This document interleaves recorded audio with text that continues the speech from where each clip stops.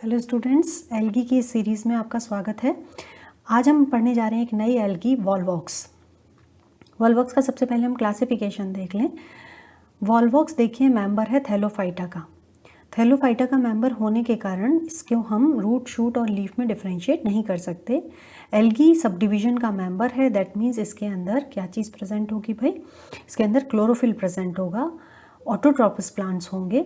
Then इसकी class है Chlorophyceae, नाम से पता लग रहा है, हरित शैवाल इसे हम कहते हैं। इसमें क्लोरोफिल ए और बी प्रेजेंट होते हैं, फोटोसिंथेसिस होता है, बीटा कैरोटीन्स प्रेजेंट होते हैं। Then order Volvocales, then order Volvocales, family Sphaerellaceae, then genus Volvox and species globator. तो ये है वॉल्वॉक्स का क्लासिफिकेशन। वॉल्वॉक्स एक स्वच्छ या फ्रेश वाटर में पाया जाने वाला फ्लैजिलेटेड एल्गी होता है। और ये एक शब्द जो है वॉल्वॉक्स, ये वॉल्वॉक्स वर्ड लैटिन वर्ड से बना है। लैटिन वर्ड वॉल्वियर का मतलब होता है रोलिंग या लुढ़कना, और इसका मतलब ये है कि ये जो कॉलोनी है वॉल्वॉक्स की कॉलोनी, वो एक साथ मूव करती है, एक बॉल की तरह लुढ़कती हुई चलती है, और इसीलिए हम इसे रोलिंग एल्गा भी कहते हैं। अब देखिए इसका हैबिटाट्स। देखिए जो वॉल्वॉक्स की कॉलोनी होती है वो फ्रेश वाटर में मिलती है। फ्रेश वाटर में भी जो ठहरा हुआ पोखर होते हैं, तालाब होते हैं, कम सॉल्ट का वाटर होता है, झील होती हैं, इन सब में एक पिन हेड के रूप में तैरती हुई इसकी कॉलोनियाँ पाई जाती हैं। देखिए नेक्स्ट हम पढ़ने जा रहे हैं स्ट्रक्चर ऑफ वॉल्वॉक्स कॉलोनी। देखिए single colony, single individual member जो होता है वॉल्वॉक्स का, वो सिंगल इंडिविजुअल मेंबर बिल्कुल ऐसा होता है जैसे क्लेमाइडोमोनास होता है। ठीक है, अब ये इसका क्लोरोप्लास्ट होता है। ये एक सिंगल वॉल्वॉक्स का मेंबर बना रही हूँ मैं। बाकी इसके अंदर सारे यूकैरियोटिक सेल के स्ट्रक्चर्स प्रेजेंट होंगे। क्लोरोफाइसी के अब जो मेंबर्स हम पढ़ने जा रहे हैं वो सब यूकैरियोटिक सेल्स होंगे। इसके अंदर अपना एक न्यूक्लियस होगा, बाकी सारी चीज़ें होंगी। अब देखिए इसमें क्या होता है कि ये सारी के सारे बहुत सारे मेंबर्स मिलकर के एक कॉलोनी में रहते हैं। जैसे हम लोग रहते हैं, हम लोग क्या करते हैं, हमारी एक सोसाइटी होती है, उस सोसाइटी का एक मेन गेट होता है, और उस मेन गेट के अंदर सबके क्वार्टर्स बने हुए होते हैं। तो समझिए ये यहाँ रह रहे हैं, ये यहाँ रह रहे हैं, ये यहाँ रह रहे हैं।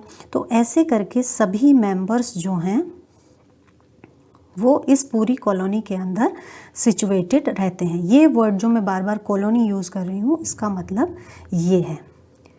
ठीक है, और सबका अपना अपना फ्लैजिला प्रेजेंट है। तो जब ये मान लीजिए एक साथ सारे मूव करेंगे तो ये कैसे चलेंगे?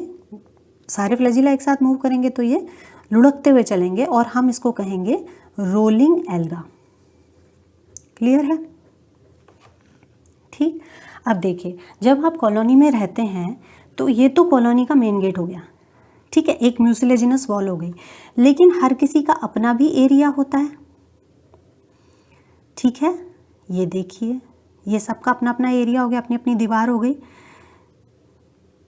ठीक, ऐसे करके सब लोग अपने अपने घर में रहते हैं। तो ये एक बड़ी म्यूसिलेजिनस वॉल से भी कवर्ड होता है, और साथ ही में ये छोटी जो वॉल्स हैं, अपनी अपनी वॉल्स, अपना अपनी जो टेरिटरी है उससे भी कवर्ड रहता है। क्लियर है?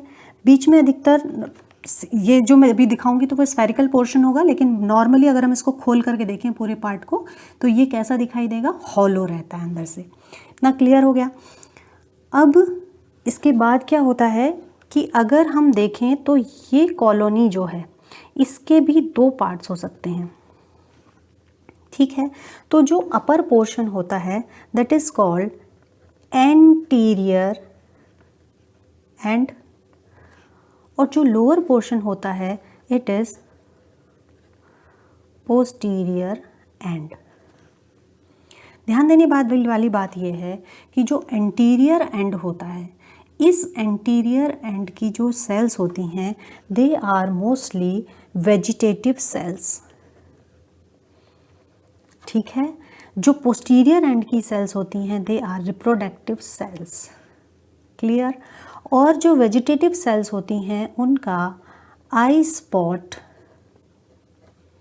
बड़ा होता है, larger than reproductive cell.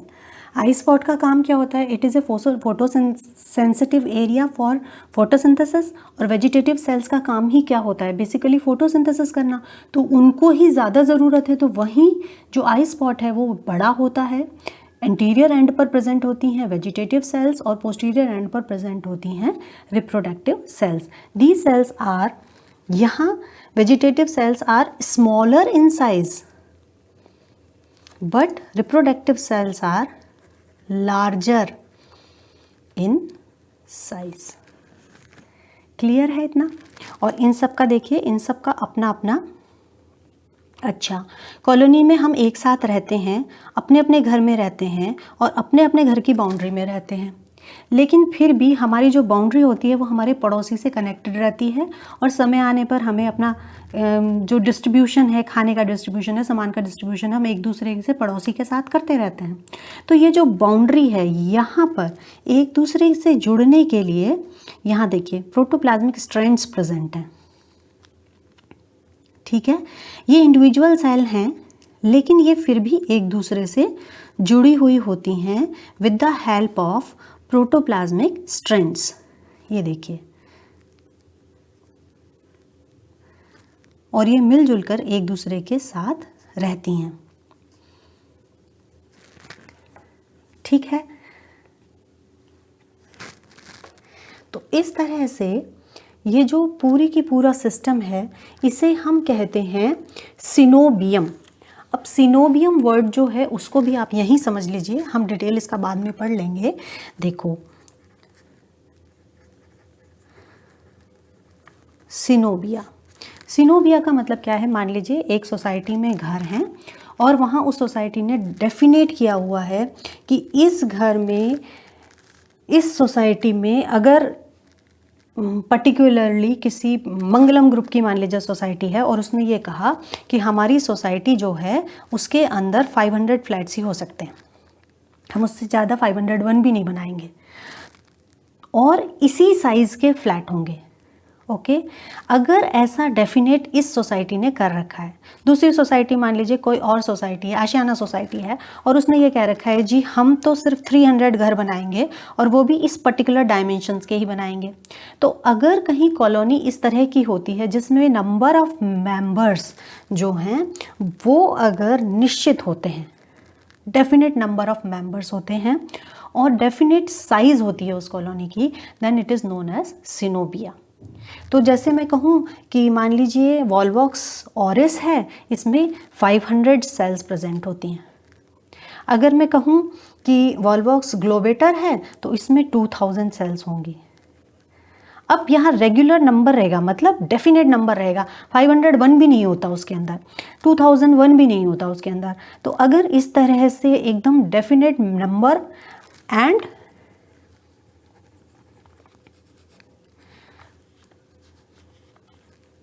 number of the cell and shape of the colony, अगर ये डेफिनेट होता है तो ये क्या कहलाता है भाई? सिनोबिया कहलाता है। तो यहाँ जो वॉल्वॉक्स की कॉलोनी है उसमें number according to name of the species of the Volvox, यहाँ पर इसका जो नंबर है और जो शेप है कॉलोनी की वो डेफिनेट रहती है, इसलिए इसकी कॉलोनी को हम कहते हैं सिनोबिया। ठीक है, और ये सारी की सारी जो कॉलोनी है ये एक म्यूसिलेजिनस शीट से ढकी हुई होती है और म्यूसिलेजिनस शीट के अंदर ढके होने के कारण ही ये सारे के सारे सेफ रहते हैं, इनमें ड्राइनेस नहीं आती है और ये बहुत वाटर फ्लो को भी आसानी से झेल लेते हैं। ये चीज़ जो यहाँ इतनी बड़ी दिखाई दे रही है, एक सेल जो इतनी बड़ी दिखाई दे रही है, लेकिन अगर इस पूरी कॉलोनी को हम देखें तो ये हमारे पास कैसी सी होती है? जैसे ऑलपिन का हेड होता है। ठीक है, यानी कि मैं ऑलपिन के हेड जितनी चीज़ को यहाँ आपको एनलार्ज करके दिखा रही हूँ और इसका जो साइज़ होता है लगभग होता है 0.5 mm। इतनी से साइज़ की चीज़ है जो कि हमें इतनी बड़ी माइक्रोस्कोप में दिखाई देती है। तो इस तरह से जो वॉल्वॉक्स है इसकी कॉलोनी प्रेजेंट होती है। आगे हम पढ़ेंगे इसकी सेल की स्ट्रक्चर के बारे में और रिप्रोडक्शन के बारे में और इसकी लाइफ साइकिल के बारे में। यहाँ आप देख सकते हैं ये पूरा का पूरा एक कवर है, ठीक है, म्यूसिलेजिनस शीथ का बना हुआ है जिसे हम कॉलोनी शीथ कहते हैं। नाउ यहाँ इंडिविजुअल सेल्स लगी हुई हैं।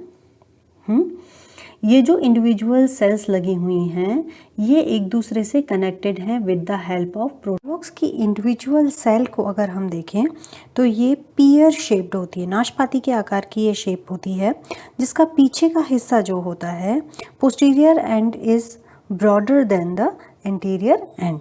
इसके जो ऊपर का सिरा है यहाँ पर आपको 2 फ्लैजिला दिखाई देंगी।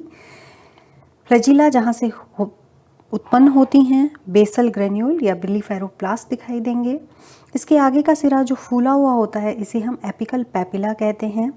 इसी के अंदर प्रेजेंट होती हैं contractile vacuoles, eye spot, nucleus, pyrenoids. Pyrenoids जो होते हैं वो रिजर्व फूड मटेरियल हैं स्टार्च के।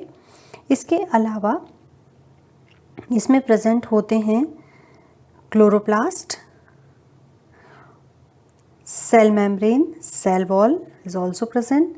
और आप इसमें देख सकते हैं कि ये इंडिविजुअल बॉडी और ये इंडिविजुअल बॉडी दोनों एक साथ रहते हैं और इनके बीच में प्लाज्मोडेस्माटा के फॉर्म में साइटोप्लाज्मिक प्रोजेक्शंस निकले हुए होते हैं जो इन दोनों को आपस में जोड़ने का काम करते हैं।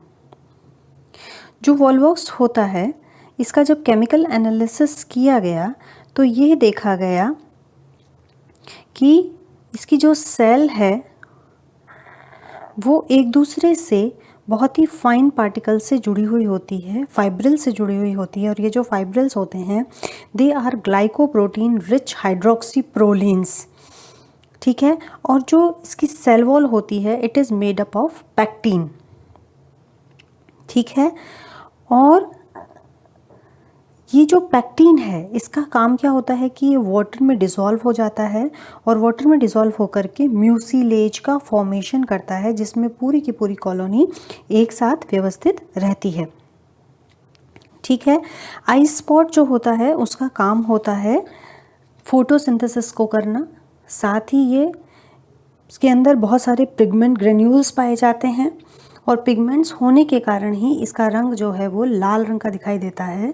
तो इसे हम रेड पॉइंट, रेड स्पॉट या आई स्पॉट भी कहते हैं, ठीक है।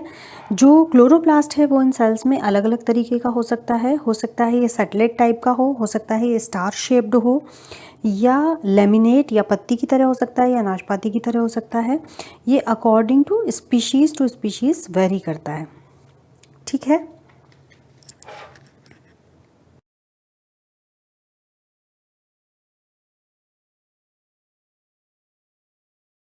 तो वॉल्वॉक्स जो होता है इसमें एक बहुत इंपॉर्टेंट चीज़ पाई जाती है जो होता है वर्क डिवीज़न। वॉल्वॉक्स की कॉलोनी में बहुत सारे मेंबर्स रहते हैं और इन बहुत सारे मेंबर्स को अलग अलग काम दे दिया जाता है।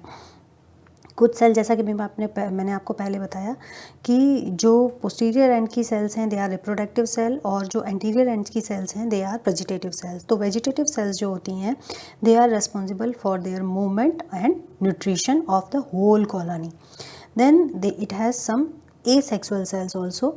ये एसेक्सुअल सेल्स जो होती हैं वो एसेक्सुअल मीन्स के थ्रू न्यू कॉलोनीज़ के फॉर्मेशन के लिए रिस्पॉन्सिबल होती हैं। Then it has male sexual cells. जो मेल सेक्सुअल सेल्स होते हैं they are responsible for the formation of antheridia. Then female sexual cells, जो फीमेल सेक्सुअल सेल्स होती हैं they are responsible for the formation of oogonia जिसके अंदर present होगी in future egg cell. इस तरह से वॉल्वॉक्स में सेल्स के बीच वर्क डिवीजन पाया जाता है। देखिए नेक्स्ट हम पढ़ने जा रहे हैं रिप्रोडक्शन इन वॉल्वॉक्स। तो फर्स्ट रिप्रोडक्शन जैसा कि मैंने आपको बताया कि एसेक्सुअल रिप्रोडक्शन होता है, ये ड्यूरिंग फेवरेबल कंडीशंस में होता है। इसके अंदर सेक्सुअल रिप्रोडक्शन भी पाया जाता है और ये सामान्यतः अनफेवरेबल कंडीशंस में होता है। एसेक्सुअल रिप्रोडक्शन में क्या होता है कि यहाँ सारी सेल्स लगी हुई हैं। इन सेल्स में से कुछ सेल्स साइज़ में बड़ी हो जाती हैं और साइज़ में बड़ी होकर के अपने फ्लैजिला को गिरा देती हैं। देखिए बाकी सेल से बहुत बड़ी सेल ये हो गई है। जो सेल्स इस तरह की हो जाती हैं उन्हें कहा जाता है गोनीडिया। ठीक है, इन सेल्स को हम गोनीडिया सेल्स कहते हैं। इन सेल्स में डिवीजन होता है, 1 से 2 सेल स्टेज बनी, 2 से 4 सेल स्टेज बनी, और 4 सेल स्टेज के बाद देखिए 4 यहाँ दिख रही हैं, 4 पीछे की तरफ होंगी। ऐसी सेल स्टेज जब आ जाती है तब हम इस सेल स्टेज को कहते हैं प्लैकिया।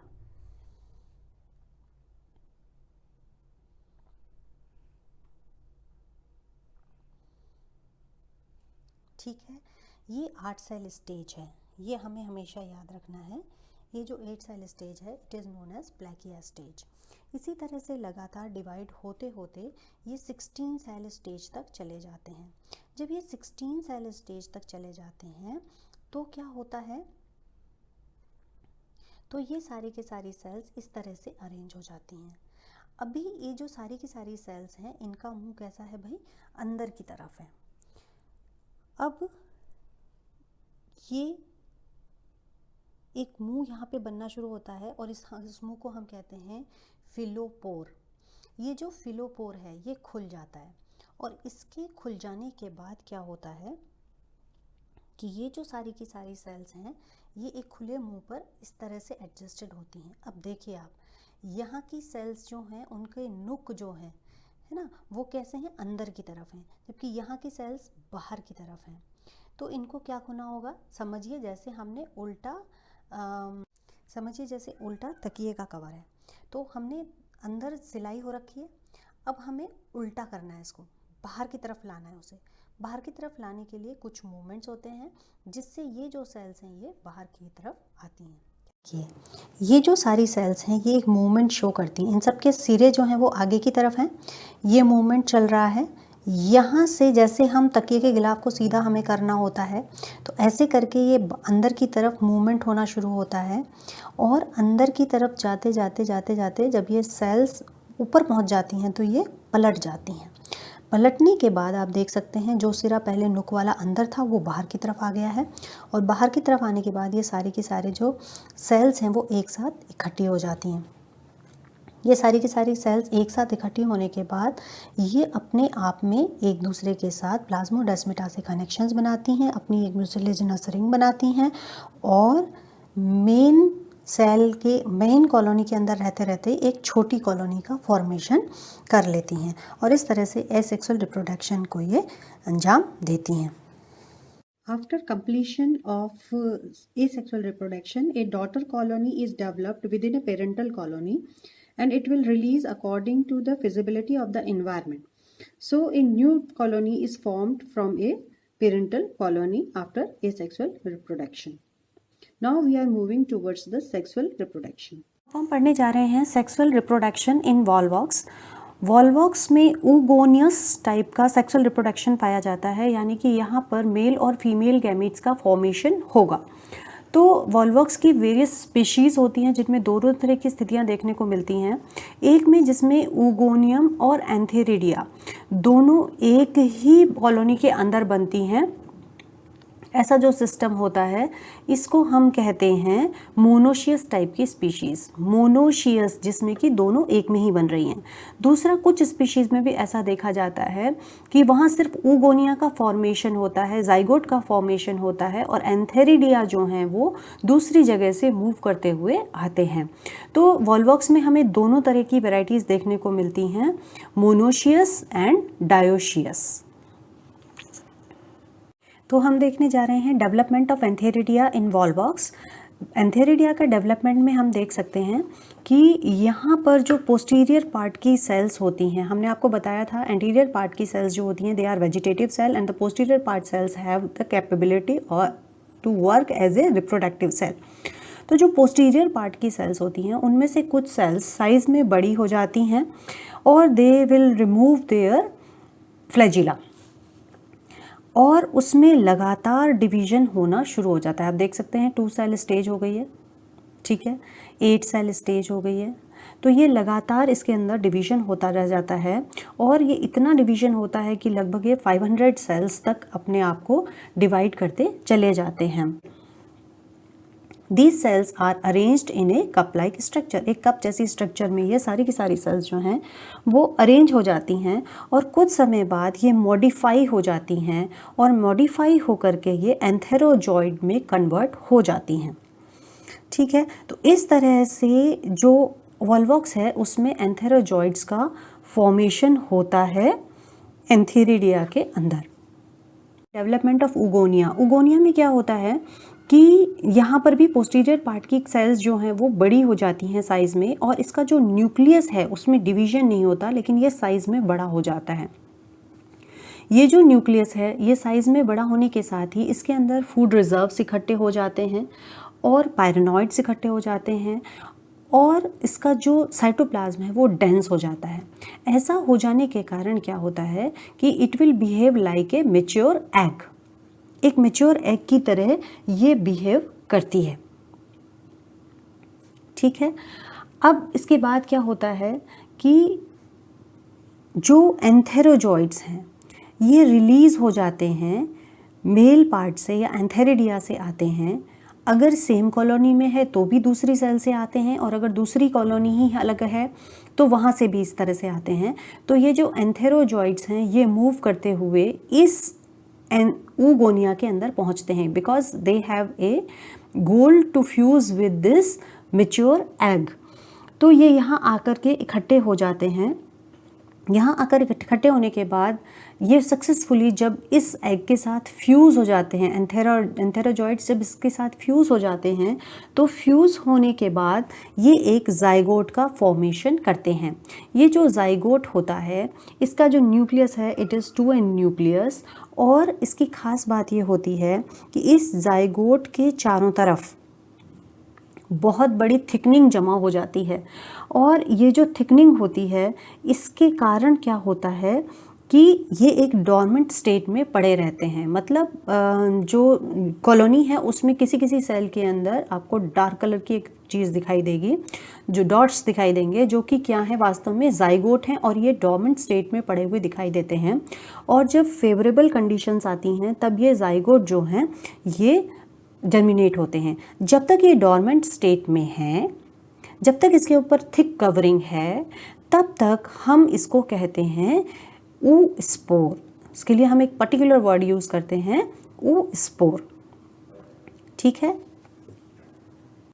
अभी तक हमने पढ़ा जाइगोट बन गया। अब जाइगोट बनने के बाद क्या होता है कि देखिए जब फेवरेबल कंडीशंस आती हैं तो जो अंदर का साइटोप्लाज्म है उसके अंदर न्यूक्लियस में मियोसिस होता है, क्योंकि जाइगोट 2n था, अब मियोसिस हुआ। मियोसिस होने के बाद ये हो गया n।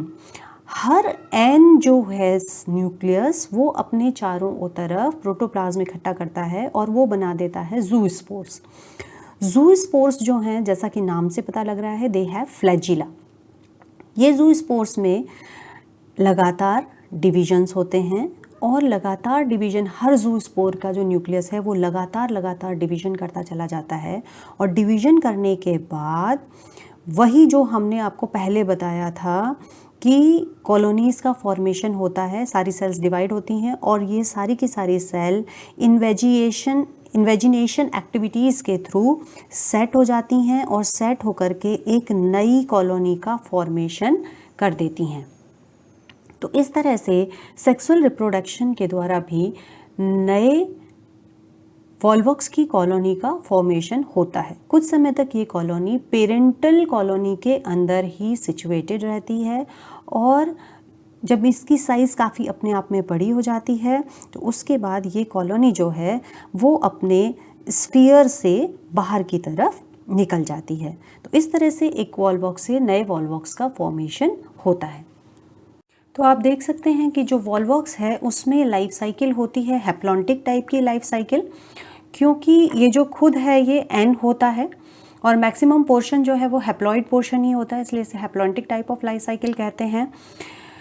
So only oospore is diploid and all other structures are haploid. Therefore, gametophytic generation is dominant in the haplontic life cycle.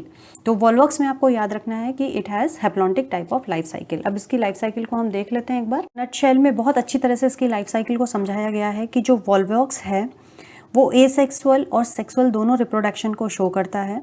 जो एसेक्सुअल रिप्रोडक्शन है उसमें फॉर्मेशन होता है गोनीडिया का, और गोनीडियाज जो हैं आपने पढ़ा कि वहाँ आती है एक स्टेज जिसका नाम है प्लेकिया स्टेज, जिसका आपको नाम याद रखना है। और इसके बाद इन्वर्जन एक्टिविटीज़ के बाद यहाँ पर डॉटर कॉलोनी का फॉर्मेशन हो जाता है। दूसरी तरफ है सेक्सुअल रिप्रोडक्शन। सेक्सुअल रिप्रोडक्शन में यहाँ पे ऊगोनिया और एंथेरिडिया का फॉर्मेशन होता है, और आप जानते हैं oogonia is for female part and antheridia is for male part. Oogonia के अंदर एग का फॉर्मेशन होता है और एंथेरिडिया में एंथेरोजॉइड्स बनते हैं। When eggs and antherozoids get fuse they develops a zygote, और आपको ये याद है कि जाइगोट 2n होता है, बाकी सारा पोर्शन आप देख सकते हैं यहाँ n है। अब ये जो जाइगोट है इसके ऊपर थिक कवरिंग जमा हो जाती है, फूड रिजर्व इकट्ठा हो जाता है और ये इनएक्टिव स्टेट में पड़ा हुआ रहता है। नाउ जब ये oospores का फॉर्मेशन होता है तो ये oospore बहुत समय तक डोर्मेंट स्टेट में कॉलोनी के अंदर ही रहते हैं। After meiosis there will be development of a meiozoospores, और जू का means they have flagella with them. Each meiozoospore can develop a young colony by division of its nucleus. तो यहाँ यंग कॉलोनी का फॉर्मेशन हो जाता है, दोबारा Volvox की कॉलोनी बन जाती है। तो इसकी लाइफ साइकिल आपको समझ में आई होगी। कुछ वर्ड्स हैं जो आपको इसमें याद रखने हैं, और जैसे जैसे हम और एल्गीज तक जाएंगे आप एडवांसमेंट इसके अंदर देखते रहेंगे। उम्मीद है आपको ये समझ में आया होगा। चैनल को लाइक कर दीजिए, शेयर कर दीजिए और सब्सक्राइब कर दीजिए, और हमारे साथ बने रहिए क्योंकि अब हम अगला पढ़ने जाएंगे नेक्स्ट एल्गी कारा।